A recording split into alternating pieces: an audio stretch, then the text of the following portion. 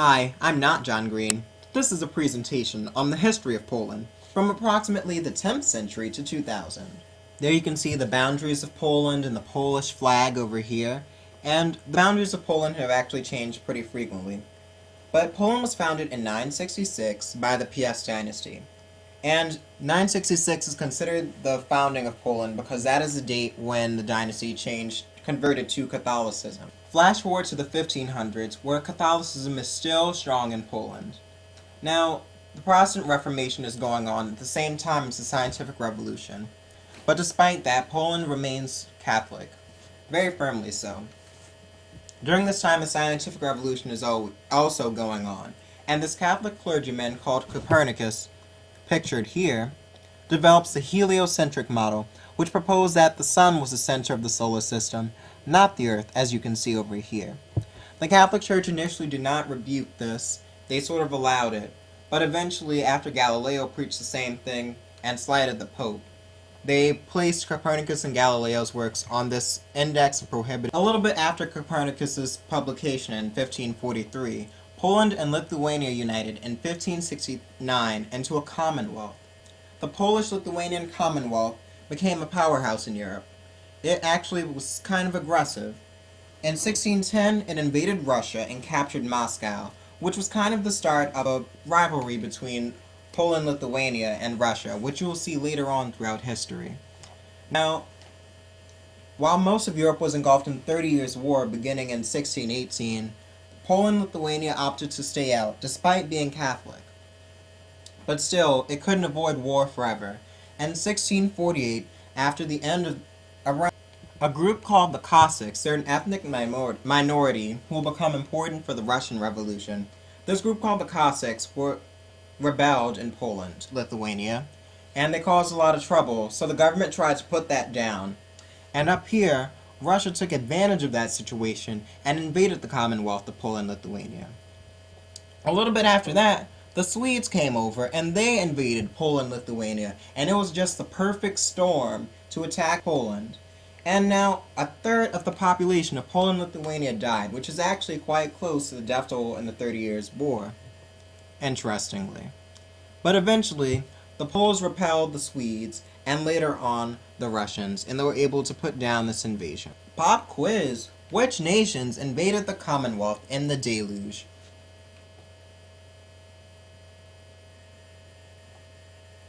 Did you say C?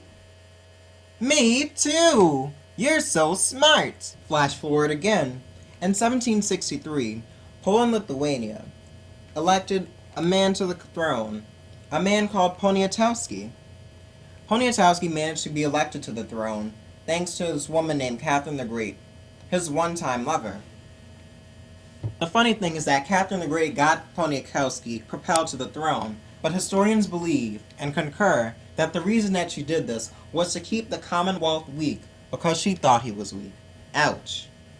Now, even though Poniatowski wanted to marry Catherine the Great at one point, she ended up marrying this man called Peter the... She just couldn't deal with Poniatowski and said, swerve. Now, allegedly, Catherine had Peter III killed so that she could become Russia's ruler, which did work. So maybe Poniatowski did dodge a bullet. I'm now tired of saying Poniatowski, since it's probably the incorrect pronunciation, so I'm just going to call him Ponyboy. Now, Catherine the Great continued to smash Ponyboy's heart in 1772. Now, in 1772, this ruler of Prussia, called Frederick II, or Frederick the Great, decided that the best way to deal with the Polish-Lithuanian threat, or the best way to take advantage of them, was to invade and divide up certain lands. This was his proposal, so Catherine the Great of Russia and Austria complied. The three nations invaded Poland, Lithuania, and took some of its lands. Now, that was called the First Partition of Poland, and no, it does not have anything to do with a Beyonce song. And 20 years later, Poland, Lithuania was once again invaded by Russia, Prussia, and Austria, but this time, those three took all of Poland, Lithuania. Things got so bad and embarrassing that eventually Poniatowski had to tweet this. That awk moment when your ex-girlfriend steals your country. Hashtag ain't nobody got time for that. Question number 2. Which woman manipulated Poniatowski to the throne and helped partition Poland?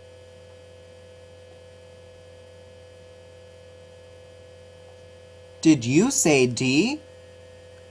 Me too! Now Poland ceases to exist up until World War I, but I'm going to now talk about Joseph Conrad, who thankfully fills in the gap of European involvement during this time. Now, Joseph Conrad was born in Ukraine, but he was a Pole, and when his parents died when he was very young, he moved to Poland to be with his uncle and be educated. Conrad sailed with a number of countries as a sailor, including France and Great Britain. During that time, he visited the Congo, the Caribbean, and India.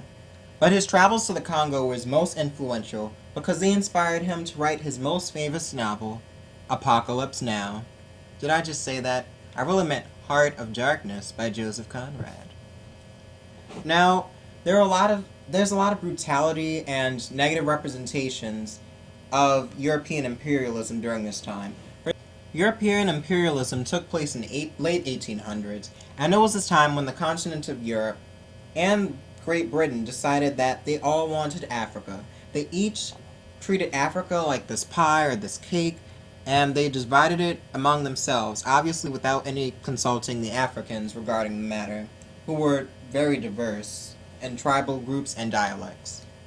But despite that, the Europeans divided it up, and from that we got a lot of brutality because the Europeans were very concerned with getting more goods, getting more resources, and claiming... Now we see a lot of this brutality in Conrad's Heart of Darkness. One character called Kurt says, "Exterminate the brutes," in one of his manuals. And there's a lot of cruelty. You see heads on pikes, you see a lot of mistreatments and nutritional problems, just a lot of exploitation of workers. And at the end of the book, one of the characters shouts, the horror," because he at last realizes that he was the Heart of Darkness, that despite going into the jungle rule of the Heart of Darkness, onward to World War I. Now, following World War I, which was actually a result of imperialism as one of its causes, the victorious powers, the US, the UK, and France, got together and they made a treaty regarding how to deal with the aftermath of the war.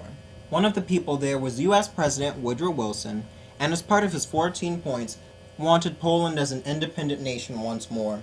So Poland was resurrected, or recalled to life, as Dickens would say. Soon after, it was at war with the USSR, which lasted for about 2 years. In 1939, Germany and the Soviet Union formed a non-aggression pact, which basically said that they would divide up Poland, each of them getting a segment of it. It was another partition. Now, the Germans had been building toward this. Previously, they had an Anschluss, taken part of Austria, and also there was the Munich Accords when they took part of Czechoslovakia. For the Soviet Union, this was the beginning of the USSR later seized part of Finland as part of its expansionist policy.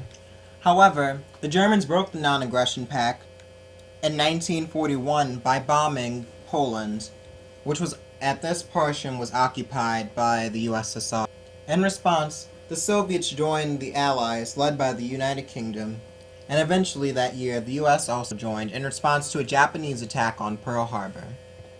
At the end of the war, the Soviets pushed the Germans back, and eventually they met the other Allied troops in Germany. While World War II was going on, the German Nazis were carrying out the Holocaust, which was a genocide against certain people, particularly affecting the Roma and Jews. This involved death camps, experiments, and gas showers. There was a lot of death. Approximately 6 million Jews died in all of this. Part of the genocide involved mass relocation of people to concentration camps, which included malnutrition and trains with little sunlight. Some of the people were relocated to ghettos. In 1943, in the Warsaw Ghetto, which is part of Poland, a group of Jews stood against their relocation and fought back. They actually withheld for over a month, which was quite a feat considering the amount of weapons they had, but eventually the uprising was suppressed. This was a major event in the Holocaust. The Holocaust itself is quite a sad topic. It's a genocide. And if you want to learn more about it, I encourage you to read this comic called Mouse, which is illustrated by this guy named Art Spiegelman, who is the son of a Polish national and who was a victim of the Holocaust. Each nationality is an animal, and so in this case, the Poles are depicted as pigs, while the Jews are depicted as mice. Now the Cold War. The Cold War occurred when the East and Western troops, the USSR and the US and UK troops, met. Where those soldiers met, there was this line called the Iron Curtain, which is the term that Winston Churchill gave it. So on this side, you have all of your Soviet countries in red, all of your Soviet occupied and influenced countries in red, including Poland over here. And over here in the blue, we have non-communist states. Now, Poland was liberated from Germany by the USSR, so that's why it became a communist state. Now, Poland was not actually part of the USSR, but it was basically a satellite nation, which meant that the Soviet Union had a lot of influence in how politics went down. So in 1970, the Poles were pretty mad. Food prices increased. In response, people protested, they striked, they rioted, they even set fire to the communist headquarters in Poland. These were very, very angry. They were influenced by the Soviet government, and so the Polish police decided to put down tear gas, and they were rather brutal to the demonstrators. Now this all happened because Brezhnev, leader at the time, was particularly mad about Prague Spring, which happened 2 years earlier in the Czech Republic. That was when there was a bunch of demonstrators who went in the public square at Prague and protested against the government. So here, Brezhnev thought he had learned his lesson. He thought that he needed to really crack down on the people in order so that communism would stand within that particular sphere, because this was part of his doctrine, the Brezhnev doctrine, which said that he had the right to intervene militarily if communism was about to fall in a certain country. And this is one example of that, although he did it through the use of the Polish government, not by using Soviet troops directly. Now, since we're talking about the Cold War, I've neglected to mention one thing. The US and the USSR were also engaged in an arms race, and they literally could have blown up the world at one point, based if all of their nuclear weapons had gone off at once. And what really frightened the US was when the Soviet Union unveiled their new weapon, a Soviet Superman. Following the protests in 1970, there was this underground movement that started to build in Poland to oppose the communist government. Eventually, this came to be known as Solidarity, and it was led by this man whose name I will probably say wrong, Walesa, Lech Walesa. In 1980, Walesa led workers to strike at a shipyard. They protested the government oppression and its refusal to allow them a union or ability to strike. Part of Solidarity was fighting for workers' rights.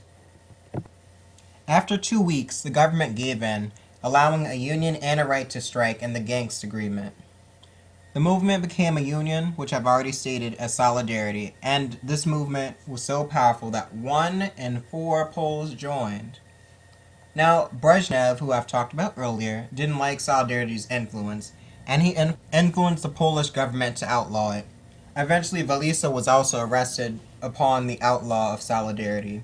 He had been monitored by the secret police and imprisoned many times, but he won the Alfred Nobel Peace Prize the following year in 1983. Solidarity continued. In 1978, a Polish pope was elected, the first non-Italian in several centuries actually. St. John Paul II was elected after the death of his predecessor, who had only had the papacy for 1 month. JP2 had been a bishop and cardinal in Poland, and he supported the Solidarity movement.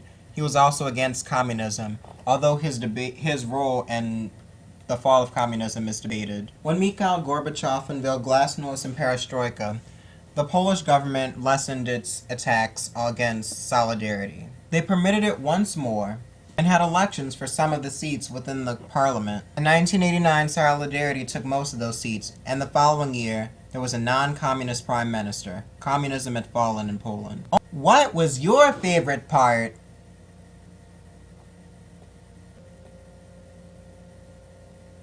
I like that part too.